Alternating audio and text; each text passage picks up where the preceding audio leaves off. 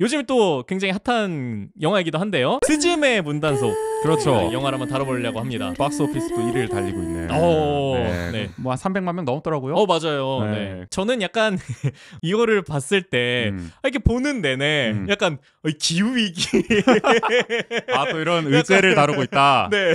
또 거대 담론을 네. 약간 또. 자연스럽게 저희가 항상 뭐 언급하는 SDGs가 떠오르면서 스즈메 문단속에서 SDGs를 또 이건 읽다. 유엔에서 지원을 한 만화 영화인가? 약간 공익 영화 같은 네네. 그런 영화도 있죠. 맞아요. 네. 약간 어떻게 보면 뭐 재난이라든지 이런 걸 다룬 또 폐허가 된 거나 이런 걸 또 다루는 데 있어서 어떤 환경 문제라든지 이런 것도 어쨌든 또 접목이 돼 있는 거 네네. 아니겠습니까? 맞아요. 네. 네. 그리고 사실 SDGs를 얘기하셨는데 저도 보면서 약간 그런 느낌이 들었어요. 이게 사실 신카이 마코토 영화 제가 날씨 아이를 보지는 않았지만 그것도 비슷한 내용이라고 하더라고요. 그러니까 어떻게 보면은 이게 대의를 위해서 우리가 흔히 소의라고 해야 되나요? 뭐 이런 건 좀 희생을 한 게 어쩔 수 없다. 이렇게 생각을 하지만 신카이 마코토의 어떤 일련의 영화들은 그럼에도 불구하고 우리가 어떻게든 소위마저도 희생하지 않도록 할 것이냐. 그거에 대해서 냉소하거나 뭐 이 스즈메 문단속 봐도 왜 그 저기 누구야 주인공 소타의 그 네. 할아버지가 누워서 냅둬라 버리자. 어쩔 수 없다. 소타 못 구한다. 그거는 뭐 당연히 해야 되는 일이다. 그게 운명이다. 약간 이런 식으로 얘기하죠. 하지만 우리 주인공 스즈메는 그래도 난 구할 거다 하잖아요. 그러니까 그 소위마저도 어떻게든 우리는 희생하지 않도록 할 것이라는 의지를 이 영화는 또 담아내잖아요.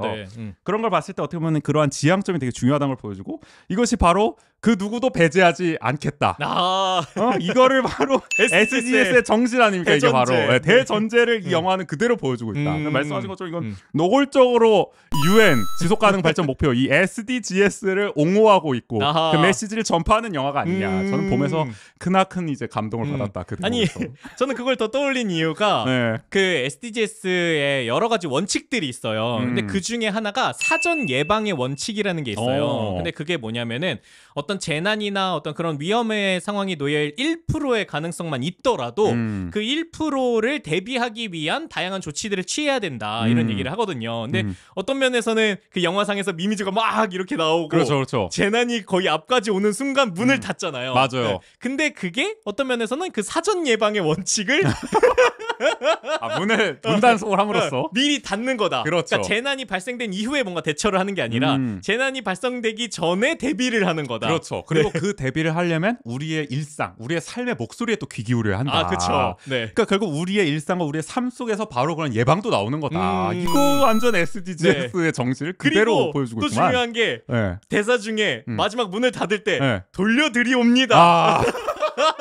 그 돌려드리는다는 게 뭡니까? 폐허가 됐다라는 거는 자연을 개발하는 거잖아요. 그렇죠. 그래서 자연을 우리 맘대로 개발했는데 또 우리 맘대로 그곳을 그냥 방치해버리거나 그냥 우리의 쓸모가 다했다고 다시금 자연에게 잘 돌려주는 게 아니라 그냥 우리 맘대로 또 그냥 팽개쳐 놓은 거예요. 그 폐허라는 거는. 그렇죠. 그럼 그 자연 상태 그대로가 아닌 거잖아요. 맞아요. 그래서 신카이 마코토 인터뷰 어디서 이제 봤는데 그 얘기를 정확히 하시더라고요. 그러니까 우리가 뭐 건물을 짓거나 이럴 때 뭔가 이렇게 뭐 이게 신을 불러내는 의식 같은 걸 한대요. 뭐 일본 같은 경우는 뭔가 이렇게 우리 뭐 고사 지내듯이. 근데 불러만 내놓고 건물을 다 짓고 나서는 뭐 들여보내는 작업을 안 한다는 거예요, 신을. 그러니까 돌려드립니다라는 표현에는 이제 신께도 그걸 이제 다시 드린다, 다시 돌려드린다 이런 느낌이 있다는 거죠. 말씀하신 그 내용이 맞는 거죠. 개발을 할 때는 신께 막 온갖 기도도 하고 잘 되게 불러내고 그래서 정작 개발되고 나서는 팽개치고 뭐 안중에도 없고 어떤 그런 세태를 또 어떻게 보면 이 영화는 또 비판하는 느낌도 있지 않냐. 여러모로 아주 그야말로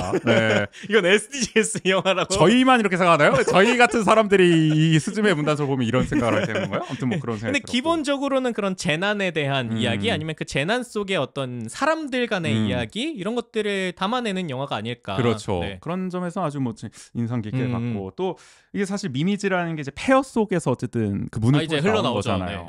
그런 걸 보니까 저는 어쩐지 우리 뭐 어거지로 생각한 거 아니지만 원주의 원도심이 좀 떠올랐다. 우리 원도심이 또 뭐 빈집도 많아지고 있고 또 소위 폐허라고까지 부르긴 좀 그렇지만 방치된 건물들이 좀 늘어나고 있잖아요. 특히 저는 원주역이 또 생각나더라고요. 활용 방안을 지금 못 찾고 거기가 네네. 지금 약간 슬럼가처럼 지금 돼가고 있는데 원주에서 미미지가 나온다면 이 원주역에 나올 가능성이 높다. 문이 있지 않을까라는 좀 안타까운 마음. 원주역이 좀 어떻게 좀 활용이 됐으면 좋겠다라는 생각도 들었고요.